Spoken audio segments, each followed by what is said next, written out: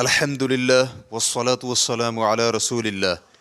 آیات لکھ کر جسم سے باندھنے کا حکم۔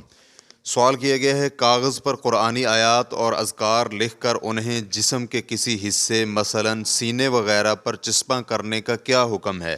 ان کاغذوں کو بسا اوقات طے کر کے داڑھ پر بھی رکھتے ہیں، یا شرعی دعاؤں پر مشتمل حرز لکھ کر انہیں چمڑے کے تعویذ میں رکھنا یا بستر کے نیچے یا کسی اور جگہ رکھنے کا کیا حکم ہے؟ اسی طرح اگر تعویذ قرآنی آیات، اذکار اور دعاؤں پر مشتمل ہوں تو ان کا کیا حکم ہے؟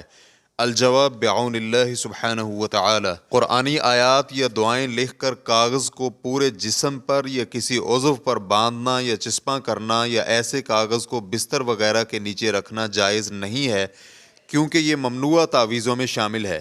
رسول اللہ صلی اللہ علیہ وآلہ وسلم کا فرمان ہے، جس نے تعویذ لٹکایا اللہ رب العزت اس کے مقاصد پورے نہ کرے۔ اور اسی طرح رسول اللہ صلی اللہ علیہ وآلہ وسلم نے فرمایا، شرکیہ دم تعویذ اور میاں بیوی میں محبت کے تعویذ شرک ہیں۔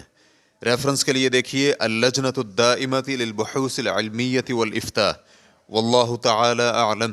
اسلام کیو اے ریکارڈنگز، مؤسسۃ الشیخ محمد صالح المنجد، المملکۃ العربیۃ السعودیہ، فتویٰ نمبر 11026۔ والسلام علیکم ورحمۃ اللہ وبرکاتہ۔